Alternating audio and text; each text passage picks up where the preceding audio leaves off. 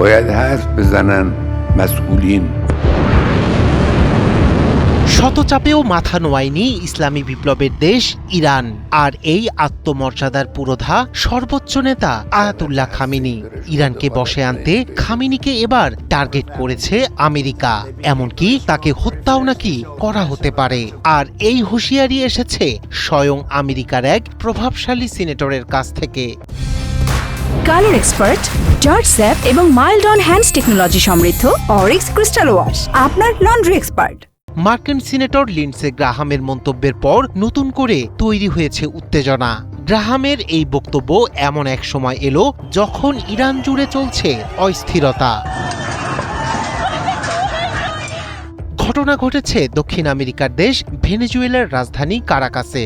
আর এর ঢেউ আশ্রে পড়েছে প্রায় 12,000 কিলোমিটার দূরের দেশ ইরানে।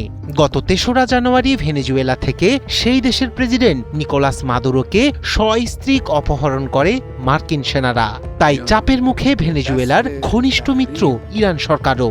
কারাকাসে অপ্রত্যাশিত মার্কিন হামলার সপ্তাহখানিক আগে তেহরানে শুরু হয় সরকার বিরোধী বিক্ষোভ। ইরানে মার্কিন ডলারের দাম আরো বেড়ে যাওয়ায় প্রথমে ব্যবসায়ীরা রাস্তায় নেমে ক্ষোভ প্রকাশ করে, পরে একে একে যোগ দেয় সর্বস্তরের মানুষ। গত 10 দিনের বিক্ষোভে নিহত হয়েছেন 30-এর অধিক। তাদের মধ্যে রয়েছেন 34 জন বিক্ষোভকারী এবং 2 জন আইন শৃঙ্খলা বাহিনীর সদস্য। আহত হয়েছেন 60 জনের বেশি, গ্রেপ্তার অন্তত 2076 জন। চলমান সরকার বিরোধী বিক্ষোভ দমনে কঠোর ব্যবস্থা নেওয়া হলে দেশটির সর্বোচ্চ নেতা আয়াতুল্লাহ আলী খামেনিকে মার্কিন প্রেসিডেন্ট ডোনাল্ড ট্রাম্প হত্যা করতে পারেন বলে সরাসরি হুঁশিয়ারি দিয়েছেন প্রভাবশালী মার্কিন সিনেটর লিন্ডসে গ্রাহাম।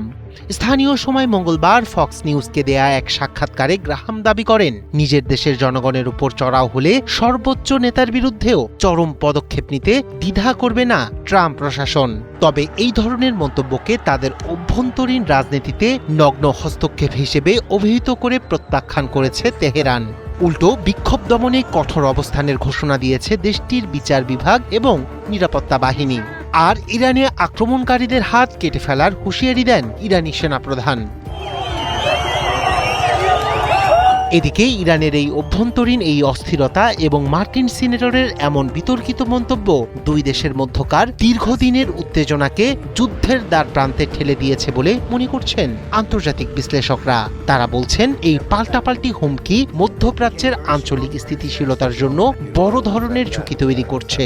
বিশেষ করে খামেনির মতো একজন ধর্মীয় ও রাজনৈতিক ব্যক্তিত্বের প্রাণনাশের হুমকি দেওয়ার বিষয়টি আন্তর্জাতিক কূটনীতিতে অত্যন্ত বিরল ও বিপজ্জনক প্রবণতা হিসেবে দেখা হচ্ছে। রায়হান কবির শুভ্র, ৭১।